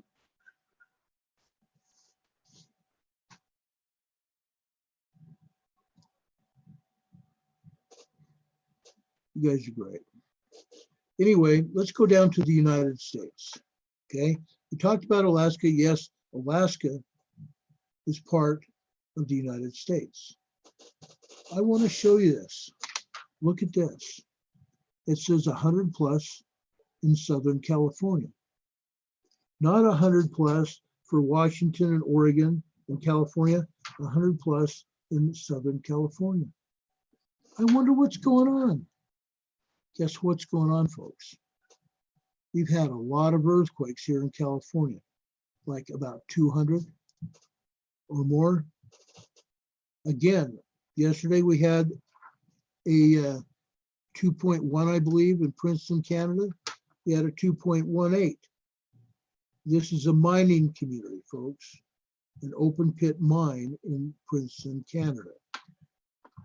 Okay, let's go down to the Puget Sound area. Victoria, Canada, a 1.75. Victoria, British Columbia on Vancouver Island. Okay, this one was a 1.75. South of there, folks. Mount Rainier, off the western side of Mount Rainier. We have two earthquakes, a minus 0.01 and a 0.57 in the foothills of Mount Rainier. The western foothills of Mount Rainier. Minor earthquakes. Not in the volcano this time, but that doesn't mean that those weren't magmatic earthquakes. They probably were. Okay, let's go further south. Where else do you think we had an earthquake today up in Washington? Mount St. Helens, folks, a minus 1.00 near the summit of Mount St. Helens. Oh, we don't have magma infill going on? Oh, we don't do that. Yeah, that's what they told me. Again, we had that one 2.53 off of Humboldt Hill, California. Okay, and again, we have 20 plus earthquakes in the geysers. Directly across here, Carson City, Nevada. Steamboat Springs volcano up there. We're still getting aftershocks, a lot of aftershocks. Okay, a 5.1 earthquake hit here several days ago. And we're still getting aftershocks, 0.2, 0.3, a 0.8, 0.8, minus 0.30 in Carson City. I'm sorry, minus 0.30 in Carson City. That's probably up on a hill. Let's zero in to see this. Let's get closer. Inquiring minds want to know. No, it's not a hill, it's just elevated up above sea level, a minus 0.30. It's actually in what looks to be a residential area, probably a golf course. Probably a golf course area near Carson City. But we have Steamboat Springs volcano, which is north of there. And that's probably one of the biggest reasons that earthquake hit near Carson City. Okay. We got Lake Tahoe there, just west of Carson. And we have 3 earthquakes north of Carson, north of Lake Tahoe. What do we have? Let's go up north. Cold Springs, Nevada, 0.00. Mogul, Nevada, 0.3. Doggone it. 0.3 Mogul, Nevada. Let's go west. Truckee, California, 0.29.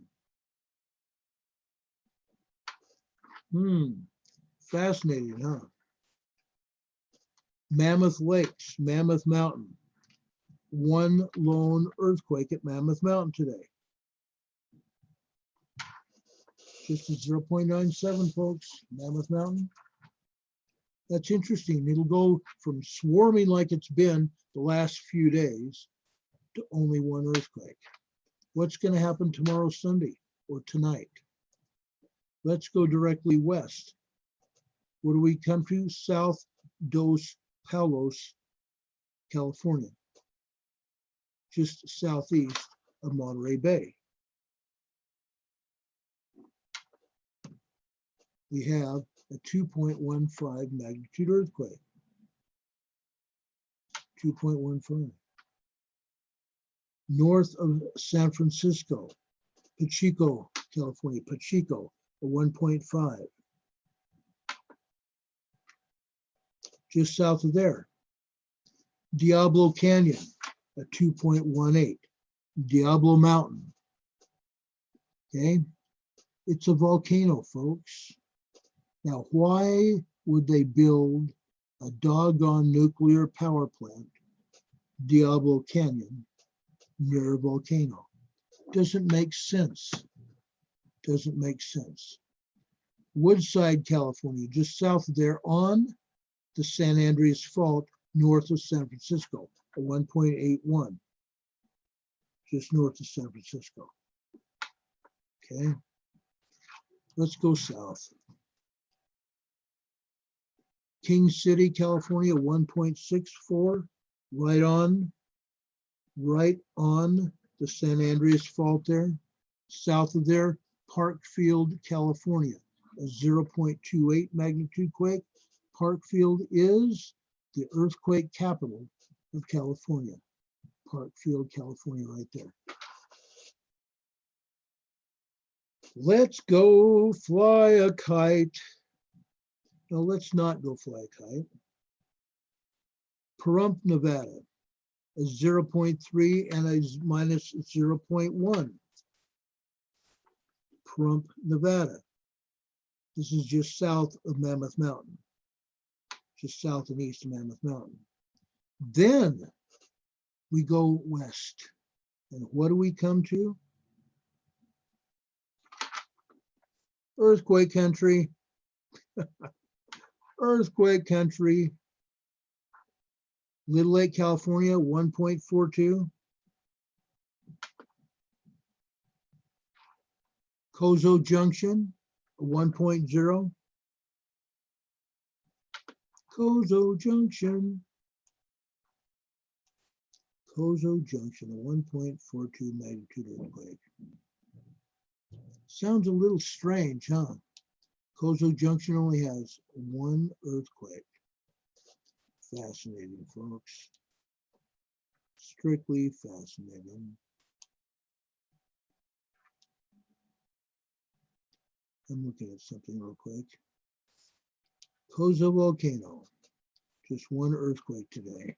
And then just south of there, swarms of earthquakes, folks. Little Lake, California, swarms of earthquakes. 0.44, 0.98 in Ridgecrest. 0.98, 14 miles north of Ridgecrest. 0.39, 0.50, 0.39 continuing south. Ridgecrest, 1.01, 6 miles northeast of Ridgecrest. 1.01. 1.54, Ridgecrest. 1.76.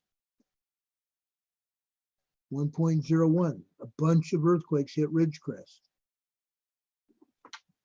A bunch. 0.69, 0.80. All over that area, folks. We have a swarm of earthquakes. 20 plus earthquakes, more like 30. Let's go west to Azusa, California. Azusa, 1.42 today. I've been in Azusa. Miraloma, California. Miraloma near Glen Avon. Glen Avon got hit today at 1.46. They can call it Miraloma. They just don't want us to know any more about Glen Avon, California. Sorry, I had to have that water. Okay. Ludlow, California, 1.53. And we're going to go back here to the San Andreas Fault. Go figure. Yucaipa, a 1.22. Now we have this swarm of earthquakes there. Yucaipa, what else do we have here? Banning, 1.28, 1.28 at Banning, 2 earthquakes, and another 1.26 there at Banning.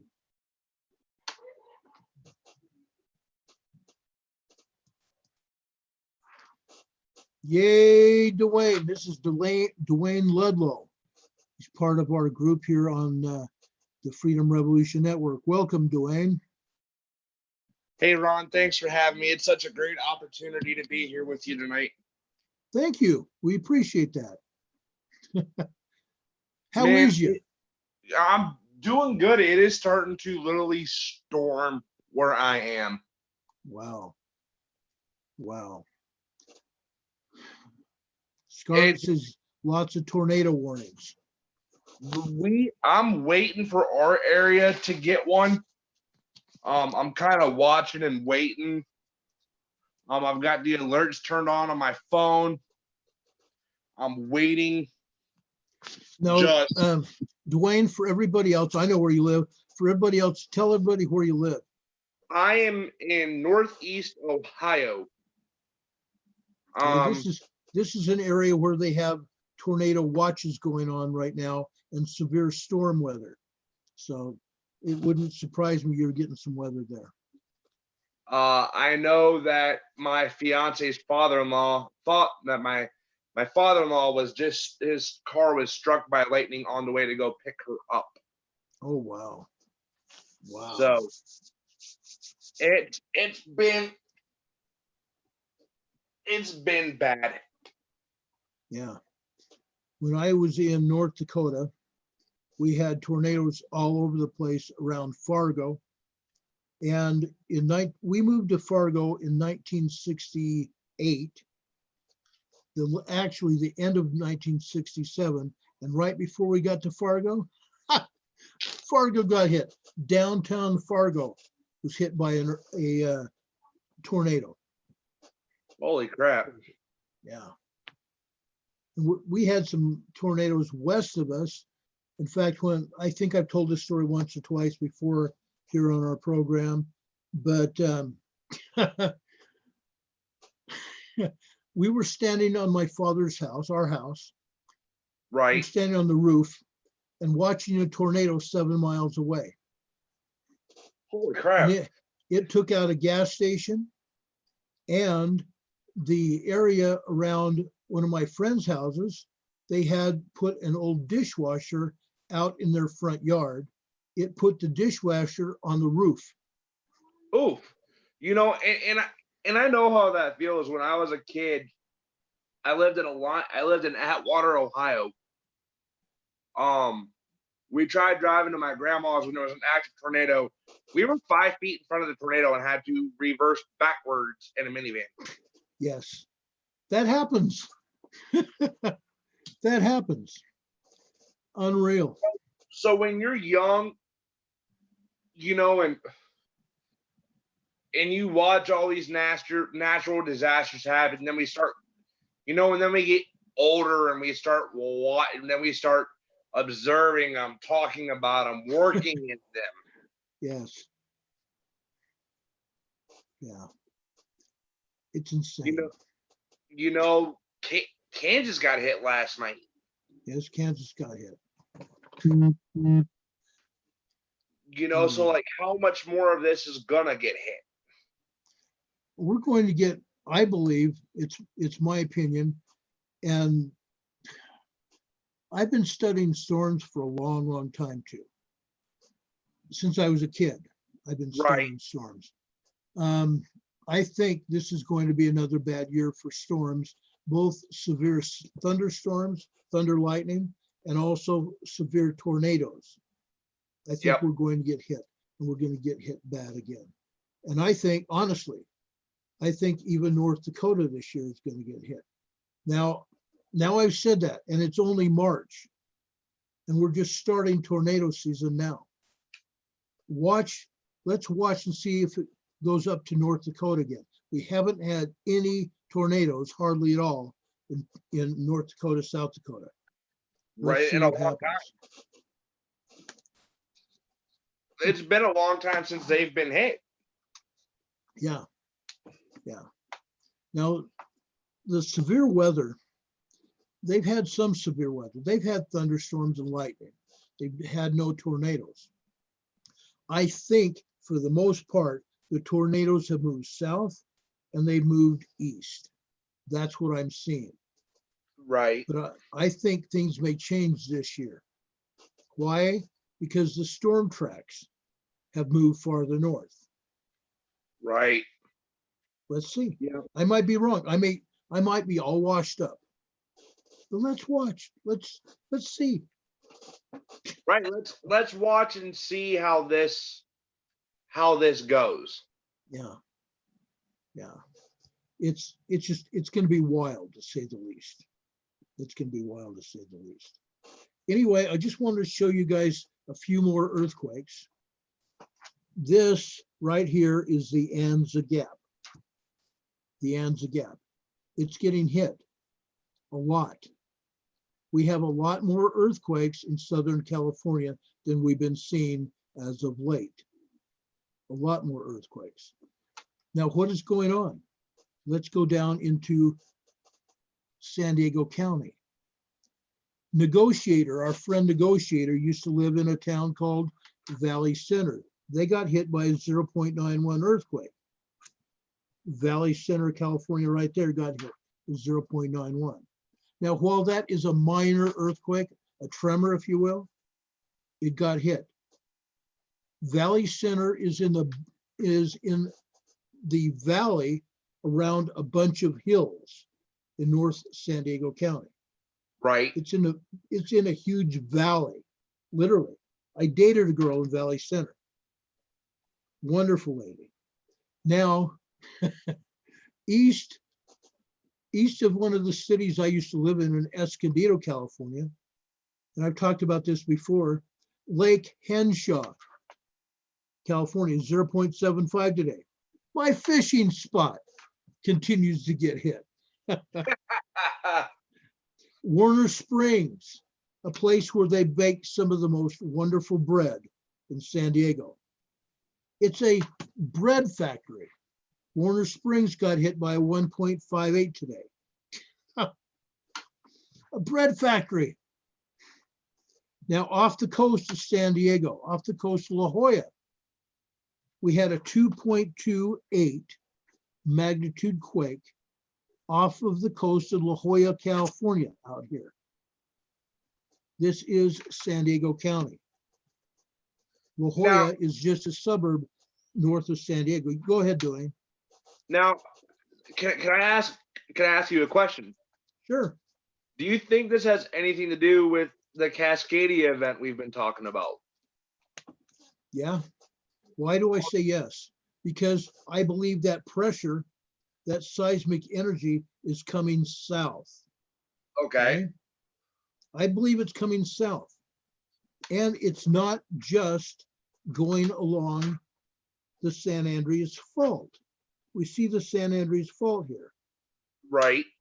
Okay, it's going off the coast.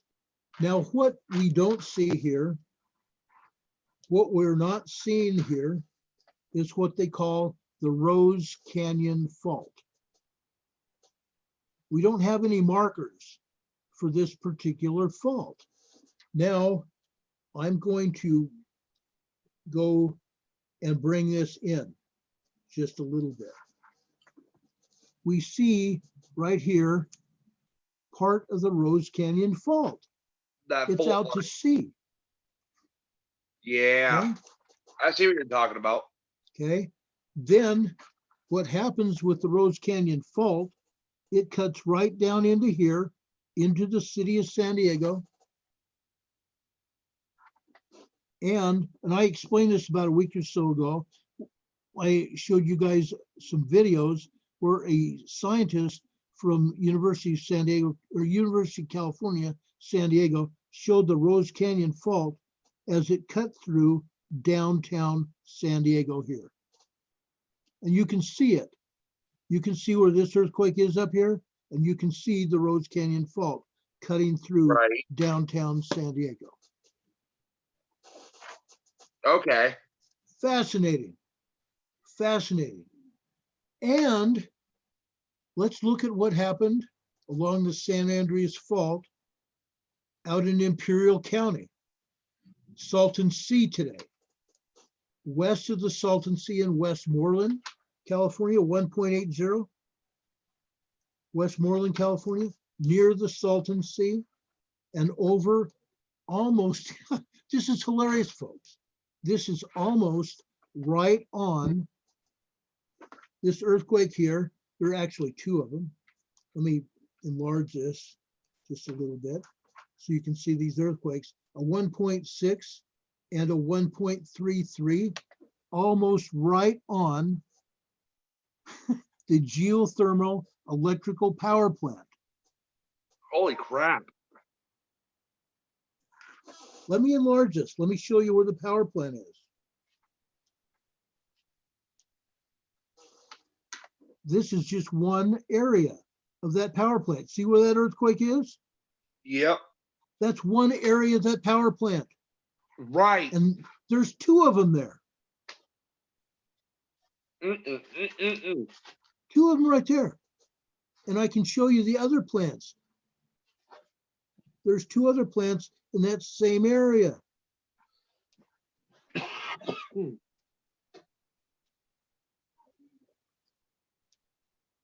Let me bring it up here. Okay. Bingo. Wow. Okay. Now that's over literally right next to the Salton Sea. The earthquakes are right here at one part of the power plant, and the other part of the power plant's over here. Right. So Ron, let me ask you another question then. Sure. How much more do you think that fault line can handle before part of California just completely ends up in the ocean? 20, 30 years, maybe. They say 50 years for a major earthquake. It's going to be a lot sooner than that, especially when Cascadia goes, and it's going to go. It's going to go. Now, there's two other earthquakes that are in Imperial Valley that hit. Holtville, a 1.35 and a 1.71 in Holtville. Now that's south of the Salton Sea. Okay, Holtville is right here. Two earthquakes south of the Salton Sea, one on either side of the Salton Sea. And folks, let me show you where that volcano is. The volcano is right here. Oh my God. The Salton Butte volcano is right there. Not only the volcano, but you see the San Andreas Fault, but where it comes into, where the San Andreas Fault comes into Imperial County up here, right? They turn it into the Imperial Fault. It's a San Andreas Fault. Right. And then this one goes into Mexico. The next earthquake goes into Mexico, a 1.88. A 1.88 near the Cerro Prado volcano. Also another geothermal electrical power station. Okay, another geothermal electrical power station.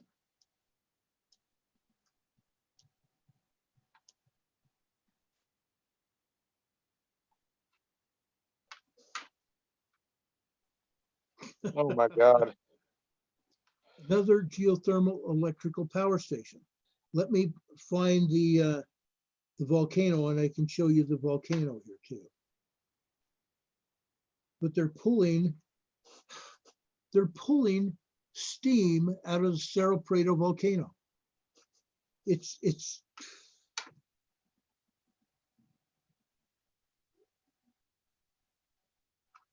mind-boggling. They pull steam out of the Cerro Prado volcano. Why? To generate electricity. Oh, to generate electricity. Okay, I understand that. But they've tapped into the volcano. They've drilled down into the crust of the earth right next to a volcano.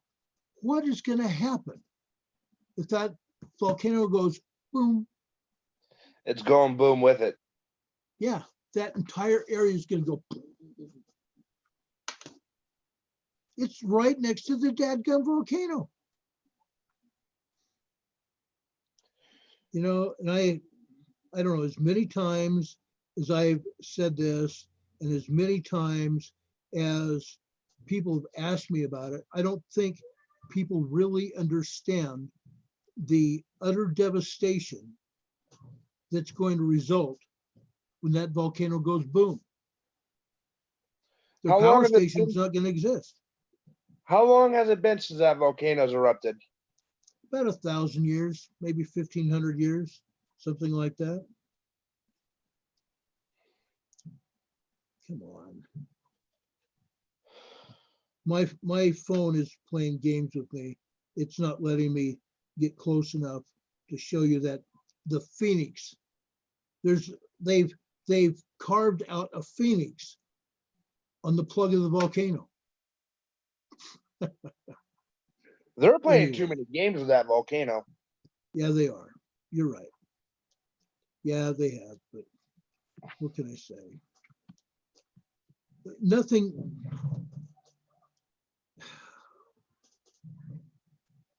makes any sense to me, because it's not just the Mexicans that are doing it. How many times have we done it just in the area south of Steamboat Springs, just north of Carson City? We've got one there. We've got one north of Carson City. Almost directly west, we've got the geysers. Right. Near the Clear Lake volcano. That's two right there. We drop down to the Koza volcano, where we have steam, or we have Devil's Kitchen, another geothermal power plant. Then south of there at the Salton Butte volcano, we got another one. And just on the other side of the border, that's Cerro Prado volcano. See, and that's not what I'm not getting, is that they're putting all these power plants by these volcanoes to generate power, but you don't understand, when these things go boom, you're going boom with it. Yeah. Now, I didn't pay too much attention to this. Yes, I knew it. Yes, I've been watching Dutch forever, and Dutch talked about it. But I didn't notice it actually 2 years ago, so it's been 2 years, when Kilauea erupted. Okay. Yep, I remember when that. Kilauea erupted, remember? They had that geothermal plant just north and west of Kilauea. They had to close down and had to take the toxic chemicals away from the power plant because they were afraid that the lava was going to get there and destroy everything and go boom again. All those toxic chemicals were going to kill people. Yeah. What's going to happen when these earthquakes hit this volcanic area? And it's a monster earthquake, a 7.5 earthquake down there, and it can happen. And that volcano goes boom too. You know, good gravy. Right. Good What's gravy. You know, like, in all these natural disasters, that we're seeing, like all across the earth, Do you know, like a couple days ago, we had a volcano blow up in Indonesia? Yeah, we did. Merapi volcano, 24,000 foot eruption. You know, we're seeing all these earthquakes, you know, like over in Russia, here. You know, and me and Scarlett were talking about this, you know, on I think it was the night that you were on. The night that you popped on my show. You know that we're all seeing this time the biblical events. Yeah, we are. You're absolutely right. It's just, it's amazing. It's beautiful. It is. You're absolutely right. It is beautiful. And people may think we sound crazy for that, but watching something we truly believe in unfold before our eyes, it goes like, wow. Yeah. Yeah. You know, one, it's fulfilling biblical prophecy, and two, we've been watching this thing build throughout our lives. Right. And it's coming to a climax. Yep. It's coming to a climax. And when it goes, everybody's going to go, wow, it shouldn't have happened like that. Why not? Why not? Right. You know, I used to have a friend of mine, and I don't remember his name right now. It's been a lot of years. It's been 30 plus years since I've seen him or even talked to him. His name, well, actually, I do remember his name. Go figure. I'd remember his name now. His name is Robbie Chittister. Robbie, if you hear my voice, if you're watching this program, call in, brother. I'd love to put you on the air. We can talk. But Robbie Chittister, I met him in Sweden. He was American in Sweden. And he used to say, I'm simple enough to believe it. Yeah. I'm simple enough to believe it. And I am too. Same. What we're seeing, folks, is not just a fulfillment of biblical prophecy, but it's a fulfillment of history, because our ancestors talked about this. And not just our ancestors, but they passed these stories on and on through our lives till they got to us. And now we're seeing things happen. We're seeing the actual events happening. And it's beautiful. Just like you said, Dwayne, it's beautiful. But to me, it's even beyond that. It's magnificent.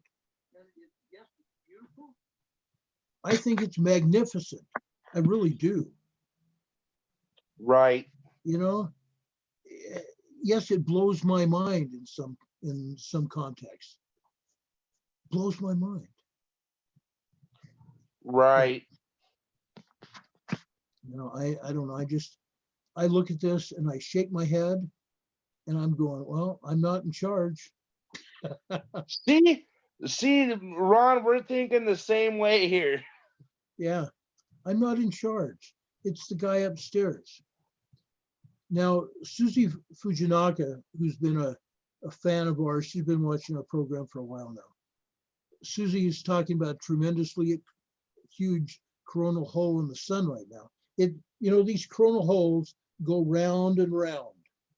Basically, the center part of the sun, as we rotate around the sun, they disappear. These holes in the sun disappear, and then they come back around.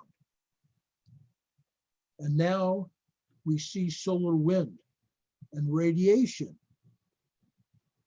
coming and hitting the Earth. Yep. And they're causing these huge storms we're seeing, not just here in the United States, but around the world they are. And I probably ought to be covering more storms around the world because they're hitting all over. And yes, I do cover them, but maybe I need to put together another video, get together some of my associates to put together another video showing these storms and stuff going on around the world. But they're happening everywhere. And it's not just storms, like I said. It's earthquakes. Why? Because the radiation heats up the plates and acts like grease between the plates. And then the Earth moves. I feel the Earth moving under my feet. right? It's true. It's true. But we're seeing bad lightning, and I believe it's possibly caused by some of the solar radiation. I believe that. Okay. Yes, I've studied some of it, but I believe that solar radiation also can cause lightning because we have different magnetic fields hitting the earth, causing lightning. Right. Oh crud, we're pushing two and a half hours here. I gotta get off this channel. I don't think we have another show coming on till yours comes on, right? I don't know if I'm doing one tonight or not. I gotta get a hold of Scarlett. Okay. Well, I'm gonna get out of here too. Dwayne, it's been fun, brother. Gosh. Ron, this is the second time I've seen you today. It's been a good day. It has been a great day, Dwayne. Thank you for joining us. Thank you so much, brother. I Love you appreciate guys. you. Love you too. Folks, that was Dwayne Latham coming to you from Ohio. We appreciate him joining us on the program. We appreciate each and every one of you join us here on our Emergency Management Associates channel tonight, both here in the chat room and over in the lurking areas of our program. Thank you for joining us. Right now we have 38 likes. Let's pop that up, please. Let's pop that up. We have 23 people watching now. I don't know how much you guys can pop that up. But let's pop this up, please. We'd really appreciate it. Really appreciate it. Again, I want to thank you all for joining us. I ask the Lord to bless you. And please do know that we love you, because we do. We love you guys very, very much. As Walter Cronkite would say, and that's the way it is. Saturday, March 28th, 2020. For Emergency Management Associates, this is Ron Tyler. Have a great evening, folks. See you soon.